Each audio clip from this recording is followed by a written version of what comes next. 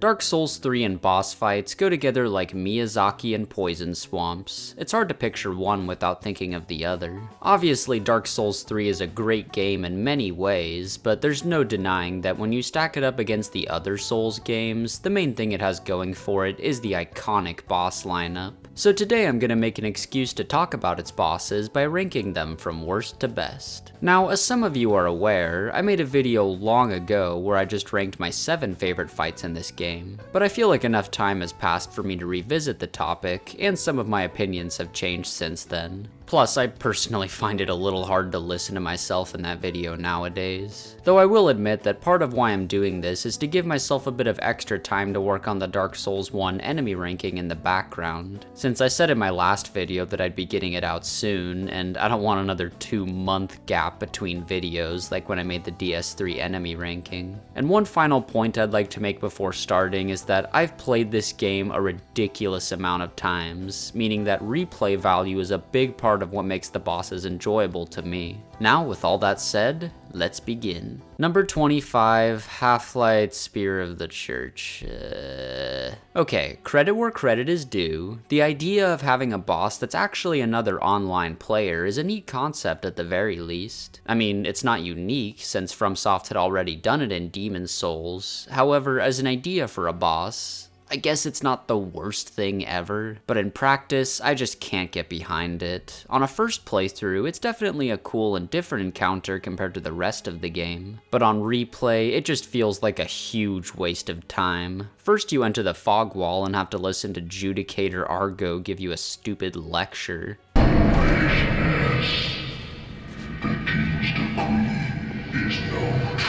Shut up! And then comes the fight. Honestly, as time goes on, it's just become less and less likely for me to get an actual player as the boss, so I pretty much just see it as the Half-Light NPC at this point. Now, NPC fights in the Souls games can be very hit or miss. Some are just inoffensive, others are surprisingly fun, and some are super annoying, like Half-Light. In reality, the unique Spear of the Church spells he has are fine, using a bow here and there is alright, and a lot of the moveset is fair enough, but for some inexplicable reason, they decided to make him a parry god.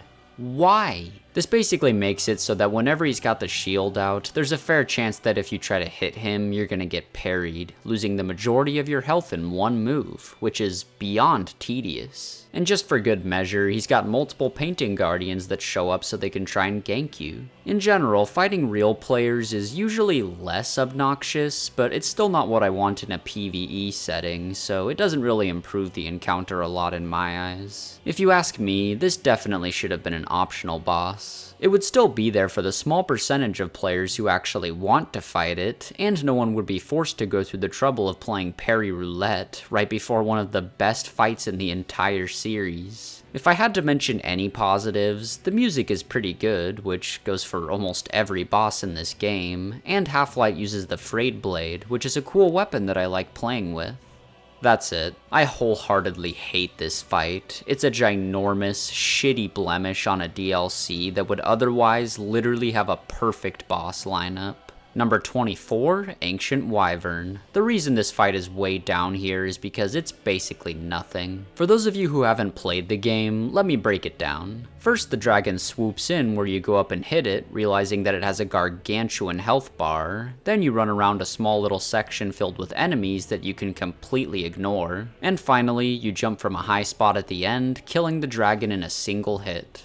That's the whole fight. I will admit that on my first playthrough, I somewhat enjoyed this encounter a tiny bit, but even back then, I was baffled at how there was literally no substance to it. I feel like FromSoft only added this fight because they were wrapping up the game and realized, shit, why isn't there a dragon boss in the dragon-themed area? Leading them to put him in at the last minute for the sake of it. So like I said, this fight is basically nothing, but I guess if I'm splitting hairs, I'd rather fight nothing than get parried by Half-Light. I mean, you could try and fight the Wyvern straight up, but its moveset is duller than the Syrup Village arc, so there's really no point. Number 23, Deacons of the Deep. I feel like most people would probably give these guys a smidge more credit than I do, but by this point, I see almost nothing redeeming about this fight. One sentiment I have that goes for this boss, as well as the next two on my list, is that it's usually a boring and ridiculously easy fight. But if you happen to face them while not being powerful enough, it can be a bit challenging in a perfectly unfun and frustrating kind of way. The goal is to always hit whichever deacon is currently illuminated by the red light, which eventually leads to the second half where the health bar is just occupied by the main preacher guy. As you would imagine, walking around and taking out specific enemies in a group isn't nearly as intense as an actual big boss fight with complex, dangerous moves, especially since most of the deacons tend to be on the passive side, and none of them have particularly noteworthy attacks, making it a fight that you can usually just power your way through as long as you've got fair damage and a decent health bar. But if you happen to be someone who faced them on the early side, only using like a +1 weapon and not having much health, then their ability to trap you in the crowd and hit from multiple angles can actually be somewhat effective, which sucks ass to deal with. So all in all, the Deacons is a boss that's either so easy to the point that it's boring, or challenging in a way that isn't satisfying to overcome and provides zero entertainment value. If I was forced to muster up any positive elements, I guess the music is kinda cool and haunting, leading to a creepy vibe that makes it somewhat fitting as the boss for the Cathedral of the Deep,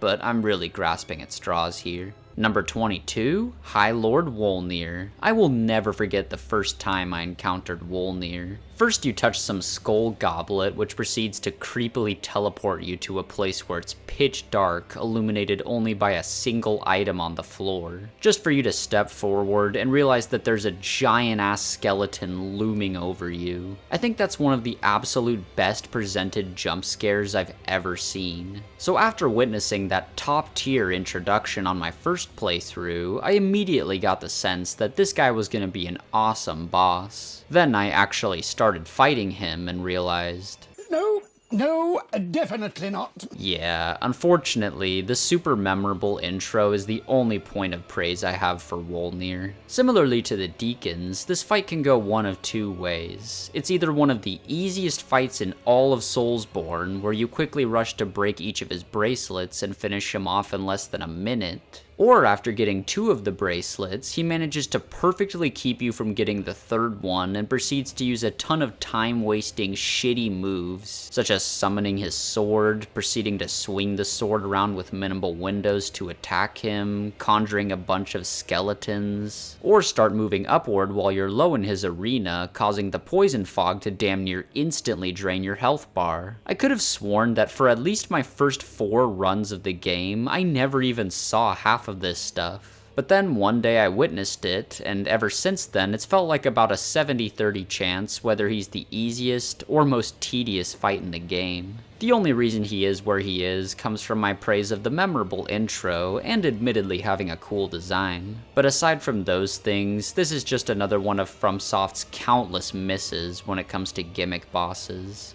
Number 21, Crystal Sage. Similarly to Wolnir, this is a gimmick boss that I kinda liked on my first playthrough, but after facing him more times than I can count, I've just found less and less to like about it. Since this was my first Souls game, it was also my first encounter with a sorcerer fight, which I thought was cool and made him stand out. Admittedly, I still think the design is pretty cool, and of course the spells are visually pleasing, but gameplay-wise, I just don't really see much to enjoy about it. When you're up close, he's got a few different melee attacks, none of which are very interesting, but at least it's fun to parry him. That's definitely the most enjoyment I get out of it. And the whole teleporting away plus summoning clones gimmick is fairly well done. Plus, unlike Pinwheel, he actually stays alive long enough that it's able to become one of the defining aspects of the fight. It's also very straightforward to figure out which one isn't the clones, since the clones all have blue magic instead of purple. I usually make it a goal to finish them off before facing him so I can get the proper time to wait around for a parry window. All of this sounds pretty inoffensive, but the one aspect that I genuinely hate is how much damage this asshole does. On a new save, for how early you can find this guy, I definitely think they went overboard with how much damage his spells can dish out. There are probably a fair amount of players who reached him without a single upgrade to their health bar. Just like the last two bosses, it's generally known for being easy, since if you mindlessly rush it, you can usually win without much resistance. But it can also be an unexpected pain in the ass out of nowhere. Though even if you don't get punished, your reward is still just a dull fight with some annoyingly long pauses in between the teleports. These days I usually don't have any trouble with it as long as I just stay aggressive, but I really don't like how hard it can be on new players. I honestly wish I liked the Sage more, since it does present some cool ideas, but in reality I think it's kind of a mess. And now for the last boss on the list that I dislike, Curse-Rotted Greatwood. While the Crystal Sage is a boss that I initially liked but grew to hate, Greatwood is kinda the opposite.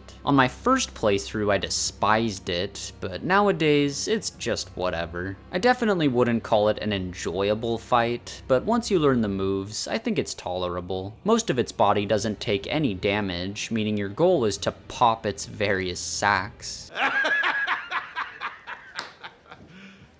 You serious? Leading to phase 2 where it destroys the ground and gains more sacks you can hit, as well as spurting a gross hand out of it. Yeah, this is a pretty nasty fight. I'm sure there are a lot of people who will wish I put it lower, solely due to how gross and uninviting it is. But in all fairness, methodically making your way around it to destroy the weak points is pretty straightforward. However, there are still a few time-wasting bullshit attacks, like when it jumps, causing a gross blanket of goo to surround it, dealing chip damage, or just some of the goofy-ass pointless moves where it stands up so that it can fall down. Okay. I also really don't like the attacks from the stupid hand in the front. Most of them come out too fast and feel like they don't give you a very proper window to see them coming. So it's still an unenjoyable, unappealing, and somewhat annoying fight, but in reality, I usually don't come out of it feeling frustrated, just indifferent. Number 19, Champion's Gravetender and Great Wolf. This was easily one of the hardest bosses to place on the list. Honestly, even now I'm not sure if I've got it in the right spot, but I guess I'll have to settle for something. The reason why it's so conflicting is because of how significantly different I feel about the two halves of it. The start comes off as super lame and cheap, with you fighting an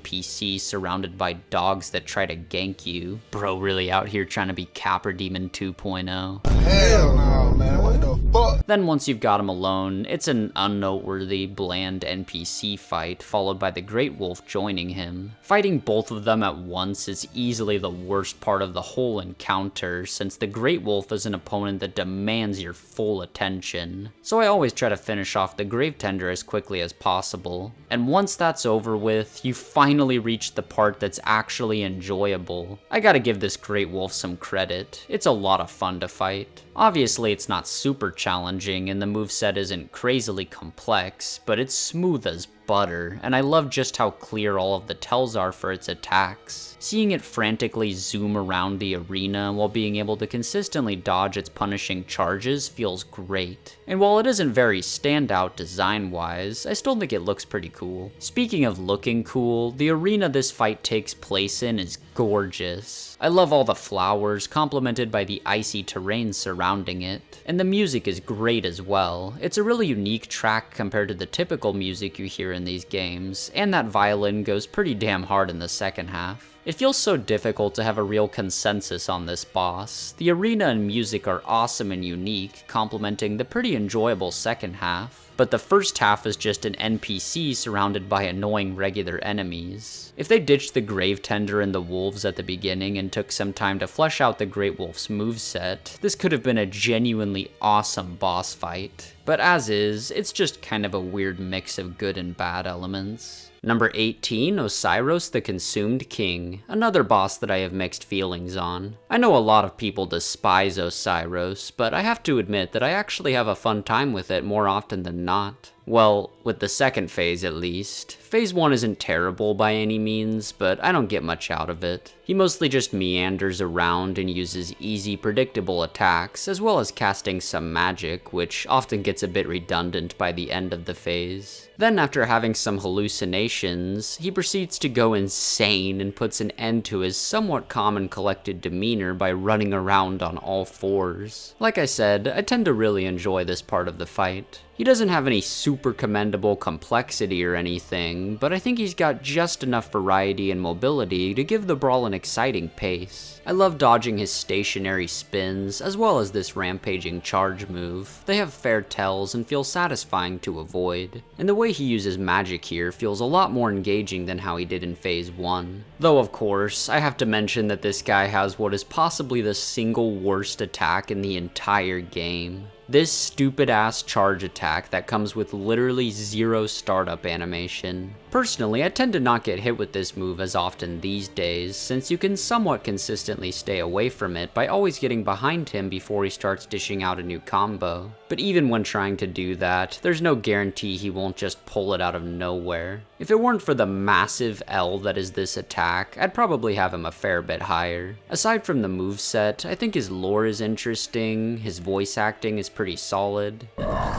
You ignorant slaves.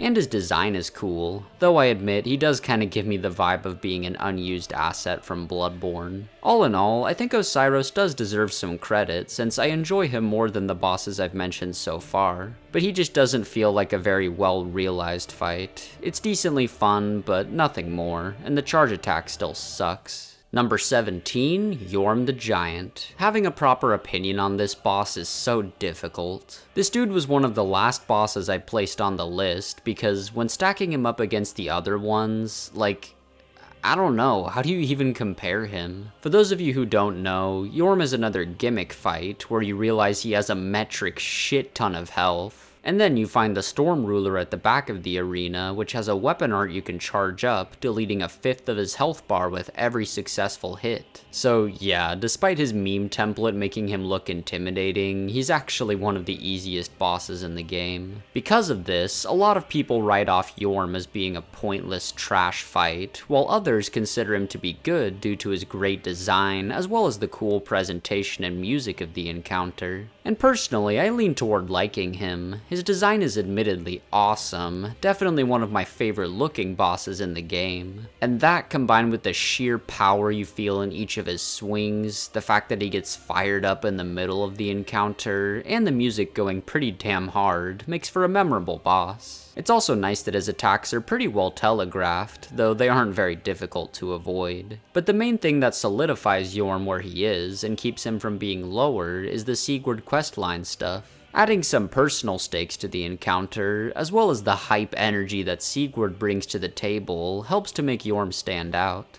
So the way I see Yorm is that he's a well-presented, inoffensive boss that doesn't have anything I dislike about it, but also doesn't come with much substance. Number 16, Iudex Gundyr. While he isn't my favorite tutorial boss in the series, I think Gundyr does a more than solid job at introducing the player to the combat. Before fighting him, all you encounter is weak hollow enemies with little health, so he's the first instance where the game actually expects some skill from the player. He feels pretty close to the definition of a good tutorial boss. His first phase is nothing that's really gonna challenge veterans of the series, but the moves are all super well telegraphed while being just fast enough to the point that it still has some semblance of a flow to it. Then you get to phase 2, where he unexpectedly grows a huge pus of mana entity on his back, making the fight more demanding. All in all, it's still pretty harmless, but it can be a lot more punishing in this half. My favorite thing about this phase is that if a new player is able to catch on, they'll realize that the best strategy is to continue sticking close to Gundyr despite his new intimidating design, since relying on the iframes of your rolls is a lot more effective than trying to outspace everything. In the grand scheme, I don't have any strong feelings on this boss, but he's definitely one of the better tutorial fights that the series has to offer. And he is the first From Software boss I ever fought, so I guess I owe him thanks for introducing me to the series.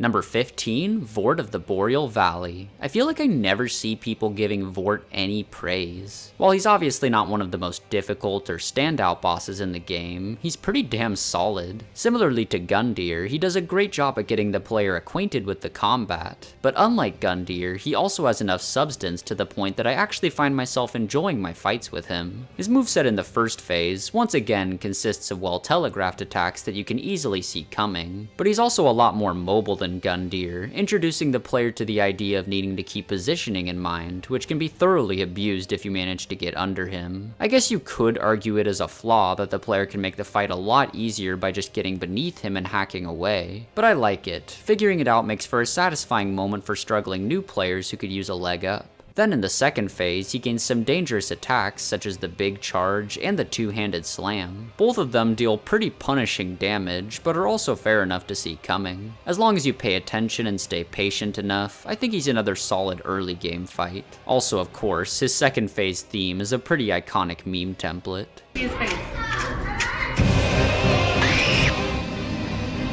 Number 14, Aldrich, Devourer of Gods. From what I've seen, I'm pretty certain that Aldrich is the most polarizing boss in the game. Some people love it for the unique attacks and being visually cool, while others find it to be an overly drawn out and annoying fight with little to enjoy about it. As you can tell by my placement, I stand somewhere in the middle. I think the Raining Arrows move is cool since it can't be dodged simply by iframing and requires you to either get behind Aldrich or take cover behind a pillar. The Life Hunt Scythe attack is another one I enjoy, and it can generally be amusing to see the awkward ways Aldrich contorts his body in order to hit you. I also think the Gwendolyn callback is kinda cool, especially when you consider that Aldrich shoots arrows, small magic shots, and big magic shots, similarly to how Gwendolyn did in Dark Souls 1. Unfortunately, he also inherits Gwendolyn's tendency to teleport away. I'm a little on the fence with this, since it can be satisfying to abuse the fact that he always teleports to the opposite corner of wherever you're standing,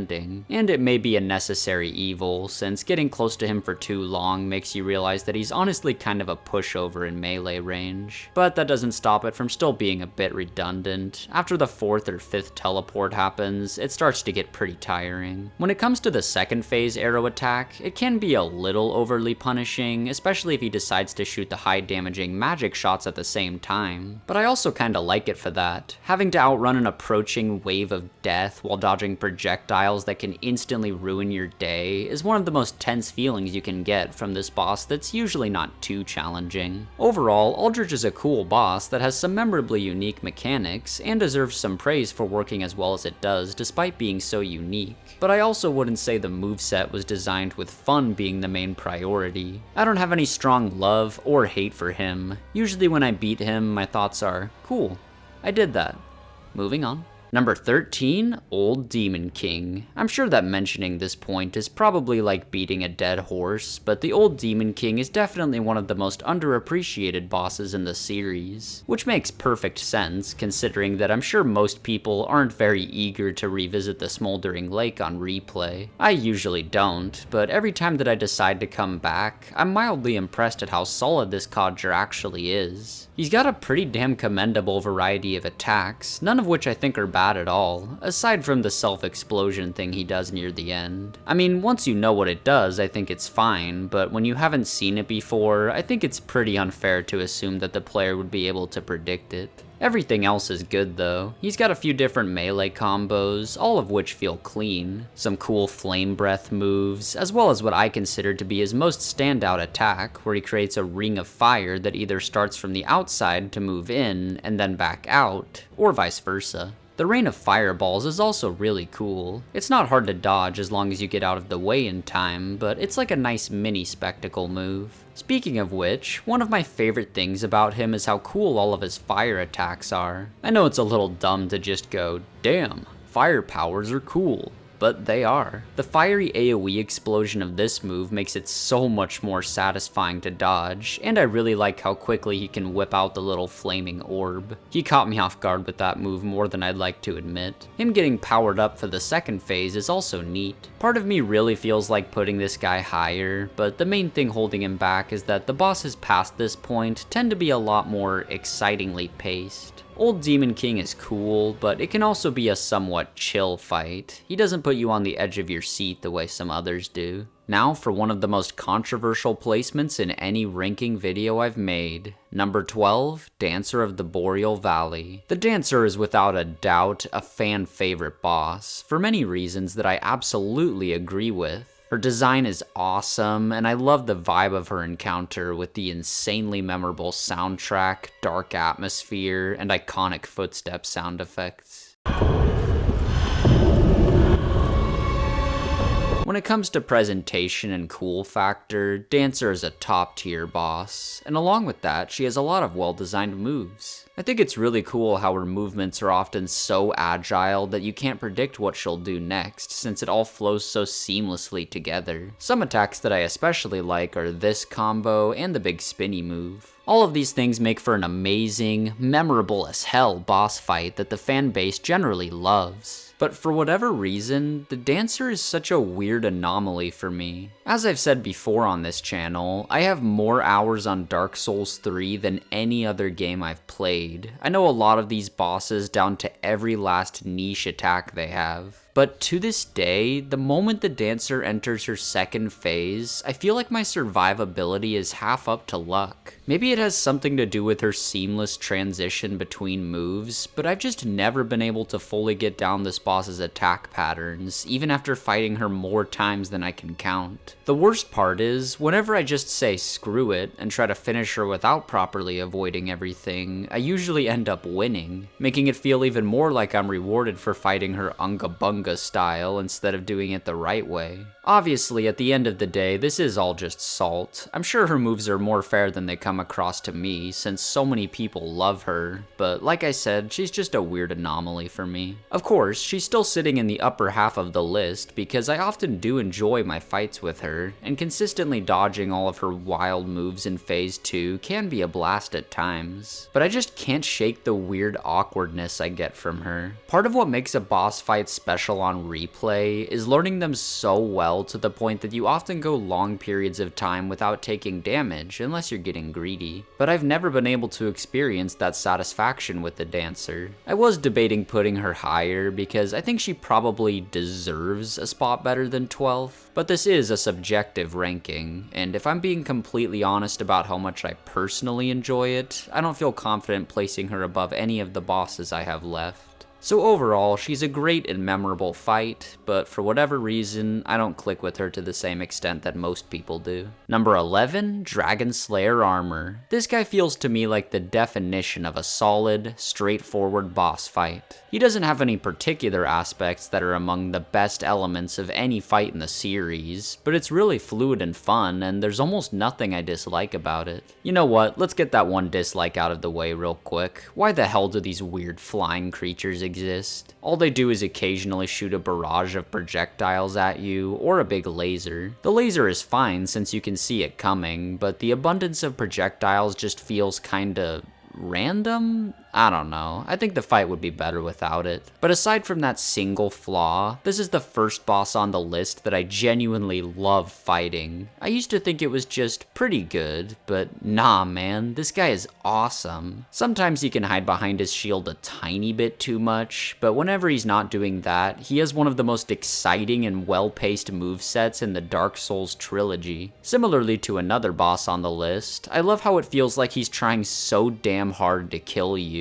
Bro tries to bash you with his shield or swing it around, sometimes immediately followed by using the Great Axe. Obviously, the Great Axe itself has plenty of cool moves, such as the giant punishing slam, that cheeky move when he transitions into Phase 2 and unexpectedly turns it into an attack. And of course, his big wind-up charge moves in the second phase are really satisfying to dodge. Almost everything he dishes out has a certain visceral power behind it, and it makes every single dodge feel amazing to pull off. Aside from the fight itself, I also think he has a great arena. For one, I really like the fact that you can see it the moment you walk into High Wall of Lothric at the beginning of the game, which makes it satisfying to see how far you've come. And it's just really memorable fighting atop a bridge high above where most of the game takes place, while being in between two of the best areas in the game. His soundtrack is also really underrated, especially the first phase. That shit goes so hard.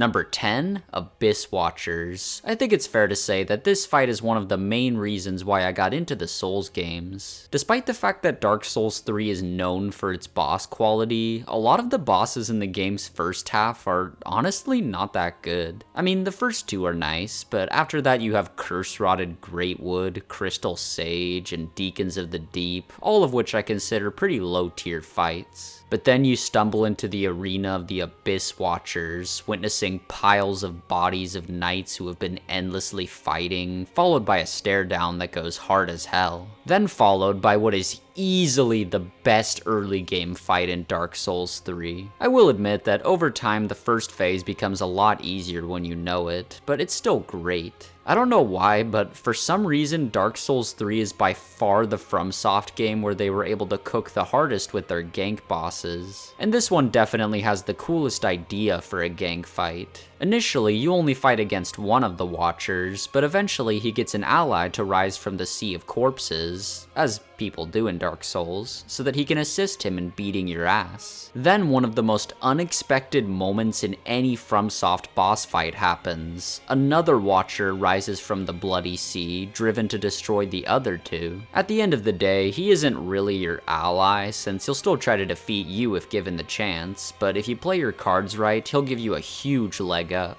Then they'll continue dying and respawning until the main Watcher is defeated. Now, when it comes to the movesets of the Watchers, they're pretty solid, but you can tell that they're not meant to go insanely hard on their own, since you have to deal with multiple at once. And that's why Phase 2 exists. After defeating the main Watcher, Bro becomes infused with the power of every Watcher at once, getting him embered up and ready to thoroughly kick your ass. And the fact that this phase goes so damn hard is the main reason I feel confident in still giving the Watchers a high placement. It is admittedly less unique than the first half, but it doesn't really matter since the moveset, combined with adding some fire effects that you need to be wary of, makes for one of the most fun bosses in the game. And I guess we've reached the point in the video where this aspect will be redundantly mentioned, but the music is so good. It's one of the most tragic themes in the game. I feel like the Abyss Watchers are like the real hook of Dark Souls 3. I've seen many other fans sharing my sentiment about how they're easily the coolest part of the game so far when you reach them. And once you finally beat them for the first time, it's a lot more likely that you'll be willing to finish the game. Number 9, Champion Gundyr. But despite the Watchers having so many cool things going for them, sometimes all you need is just a really good moveset.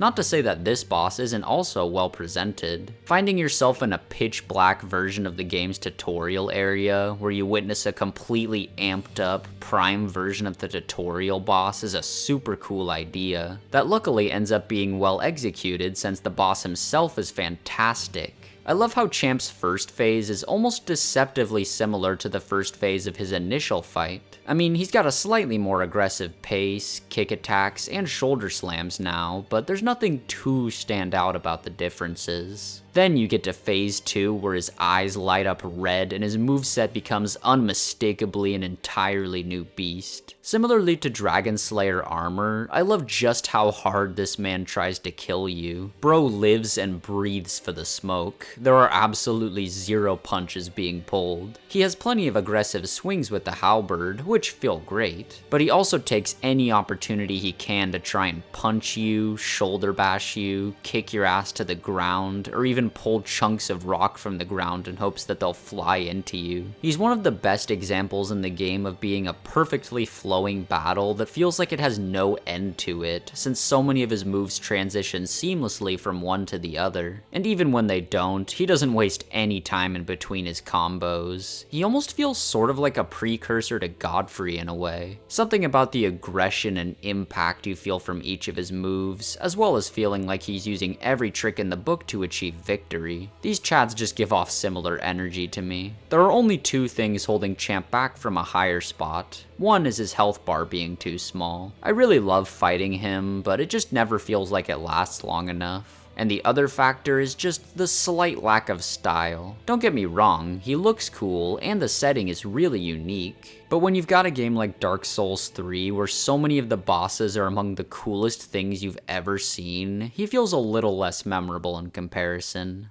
Number 8, Soul of Cinder. The main thing you gotta respect about this fight is how well it handles the idea of ending a trilogy. Obviously, due to the minimalistic, lore-centered style of how FromSoft handles the storytelling in their games, having a proper feeling conclusion can be fairly tricky. But even in comparison to their other games, this one has to feel like a proper finale to 3 games at once. Which is why it's so damn commendable that they were not only able to make it work, but also be one of the most memorable finales to any of their games. Considering how the Age of Fire has perpetuated so many times by now, you can assume that over the years there have been countless different undead warriors who went to defeat the current Lord of Cinder to continue the cycle, starting all the way back from the first time in Dark Souls 1. So having a boss called the Soul of Cinder, whose moveset is an amalgamation of all the different playstyles from all the different lords who linked the flame, followed by a second phase which has a moveset and music that are direct callbacks to Gwyn, the original Lord of Cinder, is one of the coolest things I've ever heard. And thank God they actually managed to execute it in the form of a fun and fair boss fight. I won't lie, I've never really considered Soul of Cinder to be quite up there with the peak S-tier FromSoft bosses in terms of just how sheerly fun the moveset is, but it's still undeniably a super well made one with tons of variety, and it's still a blast to face off against. The Great Sword mode and the Pyromancer Curved Sword mode are both pretty fun and balanced. Also look, he's able to do the flip from Dark Souls 1. The Mage mode is also fun, but definitely a bit easier than the others, and the Spear form is definitely the most challenging of the 4, at least for me. I find his moves here to be super punishing, but not in a bad way. Then Phase 2 is a lot more straightforward, but still great in its own right. Here, he's basically like Gwyn 2.0, except he feels significantly more balanced than Gwyn for the combat system he's in, and his moves are just generally a lot cooler, including his signature lightning bolts. Though there are also some moves directly taken from the original, like the instantly recognizable grab attack. Once the fight is over, you get to pick between a few different endings, including the one where you summon the Firekeeper, which is easily one of my favorite endings in any Souls game. It definitely feels like the true ending. I'm so glad I was able to get this one back in my initial playthrough. So all in all, Soul of Cinder is an unforgettably presented encounter that does about as good a job as it possibly can in terms of feeling like a worthy conclusion to the trilogy. And luckily, at the same time, he's just a fun boss with a well above average moveset. Also, is the music top tier?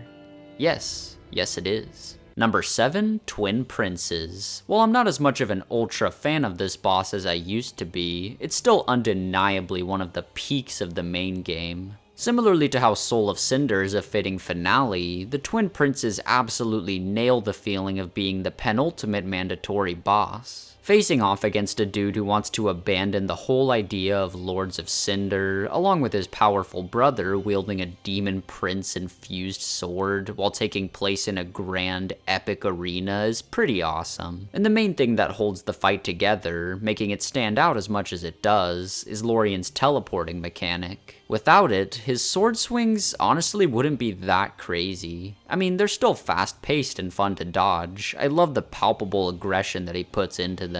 Plus, he's got some cool bonus moves for show, like the Wave of Fire or the giant Holy Beam. But the fact that he's instantly able to reposition himself and force you to play on his terms is what really makes this boss stand out amongst the top tier fights. I also love when he uses it to drop down on you. It's almost kind of genius how this one mechanic takes what would have been a pretty cool but straightforward boss and transforms it into a frantic battle that has unbeatable pacing. Like, you don't even really get the choice to slow it down even if you want to. And you know what? I really respect Lorien for that. The man just expects that you'll be able to keep up with him the whole time, and if you don't, then you'll get punished, followed by hearing a snarky line from his younger brother. This spot, darks are brave, but you may rest here too, if you like. Speaking of which, in the second phase, Lothric joins the fight, adding a new dynamic to the encounter. Since he's able to infinitely revive Lorien, he acts as the real target that you're trying to hit. Every time you deplete Lorien's health bar, you get a good window to hack away at him before he promptly brings his bro back from death. Or while Lorien's up and running, you can just try to get behind him in order to get swings in on Lothric, which makes correctly positioning your dodges a lot more important in this phase. When adding all of these awesome elements together, you've got yourself an incredibly engaging and memorable as hell boss fight. The only thing that could have made it better would be having a little more attack variety, but aside from that, there aren't any other factors that I could point out to try and explain why it isn't higher. It does pretty much everything right. The only thing holding it back is that I just prefer the top 6. Also, is the music top tier? Yes. Yes it is. Number 6, Nameless King. While I still have 5 bosses sitting above this guy, I want to make it clear that we've officially reached the cream of the crop. Nameless King is without a doubt one of the best bosses FromSoft has ever concocted. In terms of being a difficult, yet fair and rewarding challenge, this dude is basically the gold standard. He isn't quite as complex or challenging as some of the other bosses I consider perfectly fair, but honestly, I think he thrives on his simplicity, at least in the second phase. Phase 1 is pretty well known for not living up to the quality of the real fight that takes place afterward, but I still like it enough. It's nothing crazy gameplay-wise, but dodging the fire breath along with the lightning bolts Nameless shoots while riding atop the Drake is pretty damn cool. Combining that with the stare down he gives you after being forced to put down his dragon friend makes for a foe that gives off so much aura he could probably rival Netero in a Nen battle. Okay, definitely not, but still, this guy does a great job at making the average player shit their pants upon first seeing him. And once you actually fight him, you're treated to one of the fairest, purest brawls in any FromSoft game. This guy is often credited these days for being the pioneer of the infamous delayed attacks that we now see all the time in Elden Ring. And while that's not really true, since delayed attacks have existed since the inception of these games, the way that he purposely delays every single one of his moves does make the flow of his fight pretty unique compared to anything that came before it. Getting used to the timings can be a bit frustrating when you're still new to it, since seeing an attack animation begin can tempt you to dodge immediately without thinking. But once you learn to be patient, this is one of those movesets that you never forget. Of course, aside from just being super fun and fair, the cool factor here is pretty undeniable. Bro shoots waves of wind at you, flies around the place, throws lightning bolts from both his hand and his spear, plus it all happens to take place on top of clouds, which is such a fitting setting for this Chadley duel. So while Nameless doesn't continue to hold his place as one of the hardest Souls bosses ever, his fun factor still stands toe-to-toe with the best of the best. At number 5, I have the FromSoft boss that's grown the most on me out of any in the series, Pontiff Sulyvahn. Even when considering all of the ridiculously hard fights FromSoft has cooked up over the last few years, Pontiff was easily my biggest roadblock in any of these games. I'm sure part of it was due to me being an ignorant newcomer and probably not putting enough points into my health bar, but for whatever reason, the gods of the FromSoft games just decided that this dude would be my arch nemesis.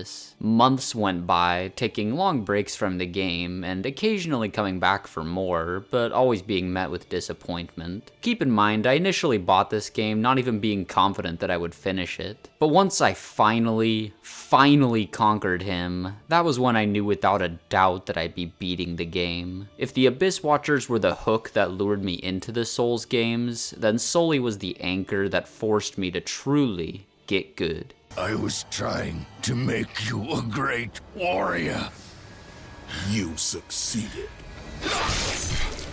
But enough about the past. Fast forward to today, and this man has become my favorite main game boss of Dark Souls 3. I wouldn't call him as perfectly fair as Nameless, but the highs I get when fighting him are so damn high that I couldn't find it in myself to put him any lower. Phase 1 is a nice little warm-up where you get introduced to the majority of his attacks, which for the most part are cool as hell and feel great to dodge, especially due to how ridiculously fast he can close distance, as well as the contrast you get get between powerful, slow attacks and deceptively fast ones. But then in Phase 2, he creates a clone of himself, turning this into yet another awesome multi-target boss from Dark Souls 3. The way this one works is that his summoned clone will always attack first, followed by Pontiff himself using the exact same attack about a second and a half later. I used to always try and deplete the clone's health in this phase. Even though he eventually resummons it, it still felt worthwhile, since dealing with 2 of him at once obviously sounds ridiculous compared to just 1. But over time, I've realized that fighting him alongside his clone is actually really intuitive. Since you basically get to see a preview of what he'll do next, it gives you a nice opportunity to set yourself up for an attack right as he finishes the animation. And there's no other boss fight I can think of in any game that has that same unique satisfaction to it. Plus, his moveset gets a lot cooler in general during this half. He starts flying around the place, shooting magic waves, and can even thrust his flaming sword into the ground to cause a fiery explosion. Now, is his moveset flawless? No! He has this one combo in particular that's reasonable enough in Phase 1, but still very demanding. And when he and the clone are doing it together, I definitely think it's too overwhelming. But as you can probably tell by the fact that I've glazed the hell out of this dude so far, it's not nearly enough to ruin the fight for me. Especially when you take into account one of the main things that makes him stick out to me even after countless playthroughs. Sheer presentation and cool factor. His design is fantastic and really intimidating. His arena, while not super special in any way, is easily one of my favorites in the game. The fact that he's just calmly waiting for you to approach him, and then once you get close enough he lights up his blades with different elements, makes the part of my brain that goes, damn, that's cool, go, damn, that's cool. And just to top it all off, his soundtrack is one of the best pieces of music in the series. Number 4, Demon Prince. Yeah, I hate to be predictable, but the 4 non-NPC related DLC bosses are my 4 favorite bosses in the game. FromSoft just always cooks the hardest in their DLCs, and the Demon Prince was such a banger to kick off the Ringed City with. The first phase is, once again, another W from Dark Souls 3 in terms of duo fights. Honestly, out of the top 5 bosses on the list, the first phase of this boss is probably my least favorite phase out of the bunch, but it's still a damn solid fight. The reason this duo works so well is because of how they both dynamically transition between fighting with melee or ranged attacks. Sometimes they're both ranged or both melee, but most of the time there's one occupying each role, which leads to a pretty balanced encounter. The fact that the ranged projectiles come with a toxic effect definitely feels unnecessary, and is easily my biggest gripe with the entire bout. Though as long as you make an effort to steer clear of them, it's not that bad. But now it's time we discuss Phase 2. Similarly to Pontiff Sulyvahn, this is easily one of the fights that's grown the most on me over the years. The moveset here is really fun and engaging, especially due to how mobile the demon can be, but I wouldn't say it's quite as satisfying as Nameless or Sully. The aspect that skyrockets Demon Prince all the way up here is a little something known as presentation! Watch this.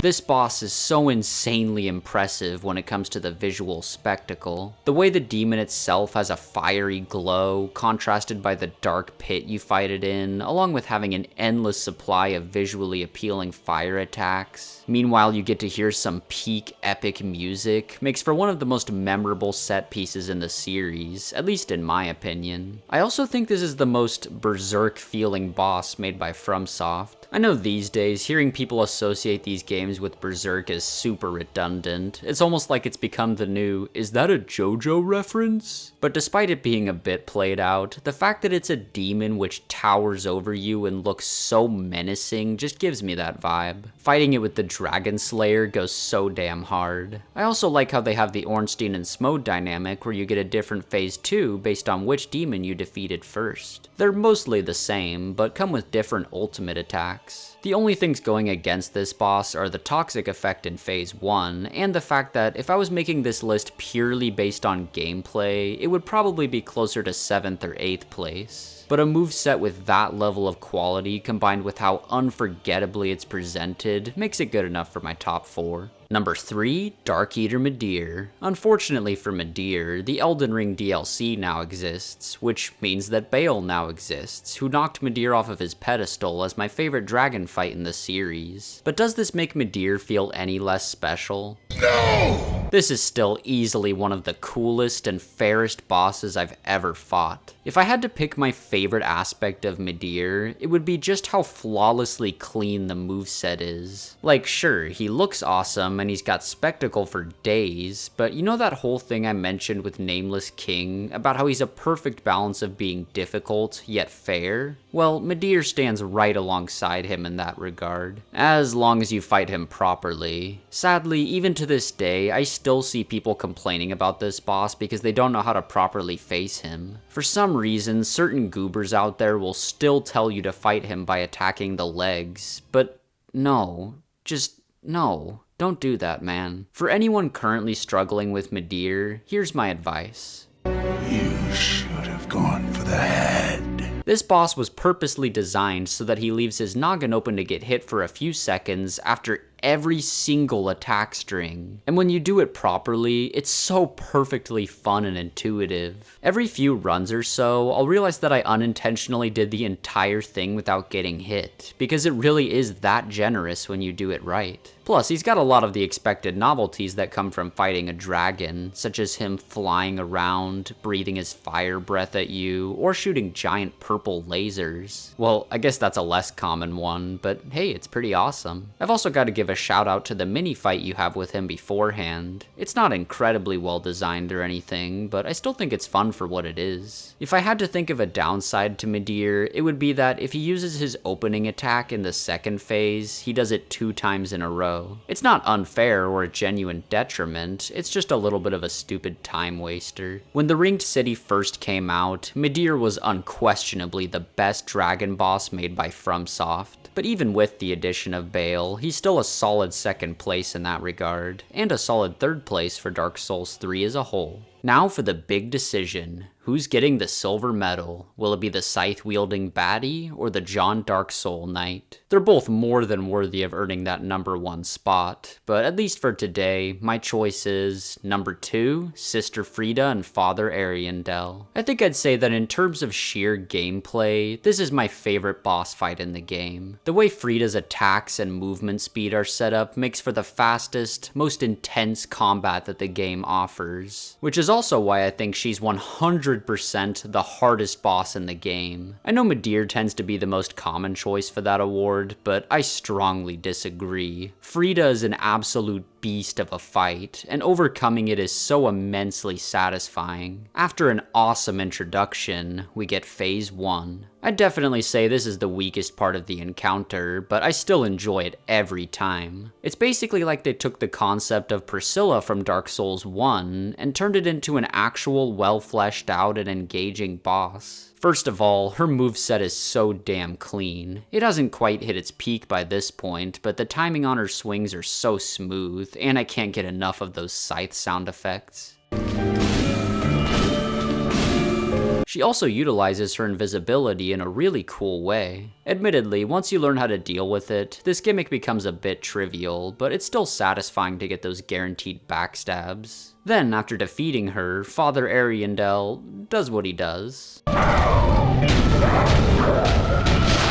and brings her back, while simultaneously setting into motion what he and Frieda had spent so long trying to stop by setting fire to the painted world, in the form of one of the best cutscenes in the game. Then we get what is possibly the best duo fight FromSoft has ever made. Most of the time, in order to make a gank boss not frustrating, there has to be some kind of extra factor at play, like having pillars to break aggro, making one of the bosses focus heavily on ranged combat, or getting allies to fight fight on your side. But here, it's just two unique opponents that were specifically designed to fight alongside each other, making for a battle that's demanding enough to be considered fairly hard, but also doesn't lead to unfair, frustrating moments where there's nothing you can do. Ariandel is much slower than Frida, but he's always doing something. Whether that be charging toward you with his bowl slams, slowly spraying a massive wave of flames in your direction, or of course if you're nearby then he'll just try to smack you point blank with the bowl. Meanwhile, Frida tends to be passive during this phase. If you get up close, then she'll basically be the same as she was in phase 1. And if you're far away, then she'll take shots at you with her waves of frost, or try to heal Ariandel. Another reason this phase is so awesome is because of the visuals. Like, holy shit, man. The contrast of Frida's ice with Ariandel's flames, meanwhile the majority of the arena is burning, aside from the snowy lane in the middle. As we all know, FromSoft is the GOAT when it comes to art direction. Then after defeating both of them together, you get a Titanite slab for your trouble. What an awesome reward for defeating a boss.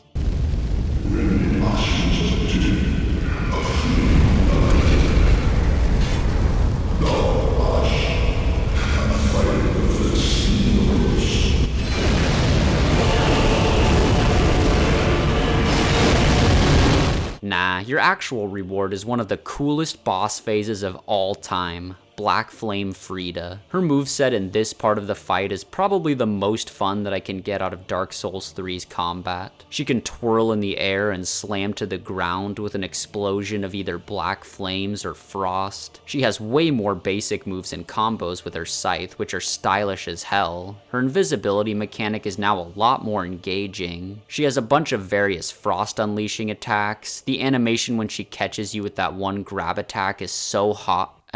Is so cool. Everything about this phase is peak. The main flaw people have brought up with Frida is that she's debatably too fast for the game's combat system, and can sometimes feel like she's too speedy for the player to utilize their attack windows, but I don't really mind. I guess it can add some frustration when you're still in the process of learning her, but personally, I'm usually down for the fight to last as long as possible, so I damn near see it as a positive. Overall, this fight is a masterpiece. The way it has 3 unique phases, which each go through transitions of differing music and art direction, combined with the fact that it casually threw in FromSoft's best gank boss of all time, and the final phase being worthy of an S-tier placement all by itself, makes for a boss that pretty casually sits on the list of my favorite boss fights in any game. But of course, we've still got one more predictable choice to go over. Number 1, Slave Knight Gale. Man, I wanted so badly to be different. I even tried gaslighting myself into thinking, like, hey, Frida's pretty cool, maybe she's actually secretly my favorite and I just never realized. But nah, Gale is still Gale, meaning he's the best boss in the game. Hand it over, that thing. Your number 1 spot. Like I said, I think Sister Frida is the most commendable in terms of attack variety, and Midir is also really impressive for working as well as he does while being so massive, but all in all, Gale just goes the hardest. Like usual, his first phase is more or less a warm-up for the rest of the fight, but it's still so much fun. I love how he takes you on like a feral beast in this part, frantically slashing back and forth and dashing around the place. He's got lots of great moves, such as the big leap attack, the 5-hit combo, which usually requires to get you some distance from him, and basic swings, which have a chance of being sneakily followed up by another attack. Then we get to his phase transition, where he realizes that the real Dark Soul was the friends we made along the way. Okay, sorry. Seriously though, this transition is so iconic, and once phase 2 starts, he comes with a bunch of new tricks up his sleeve, such as using spells, a repeating crossbow, and gaining the ability to infuse his cape with magic, making it a weapon in its own right that will punish you if you don't take it into account when dodging. Then we get to the peak of the game, Gale's 3rd phase. The best addition to this part of the fight is the red orbs he can summon. When each of them hit the ground, they'll create some easily noticeable spots where they landed, which signify the places that lightning will strike, meaning you best be getting away from them. Naturally, he also gains more extensions of previous moves, such as being able to fire the repeating crossbow in the midst of multiple flips, and a spinning attack that can simultaneously create a bunch of the lightning summoning orbs. The visual spectacle of him flying all around the place, meanwhile there's red balls of magic and lightning everywhere, while taking place in possibly the most enormous boss arena ever made, is a sight to behold. And I hate to admit that this is such a big part of why he's here, but shit man, his soundtrack might still be the best piece of music in any Souls game. The part that plays in the last phase especially elevates the encounter to be so much more than it would be without it. Meanwhile, you've still got that top tier spectacle that I already gushed over. I can't help but feel like I don't have as strong of an argument for why he's here as I usually do with my number 1 spots, especially since I straight up admitted that I prefer Frida's moveset. But it's just one of those bosses where being in the middle of it and having your senses overloaded with all the awesomeness happening at once is so overwhelmingly cool that it just makes your brain go, yep, this guy's the best.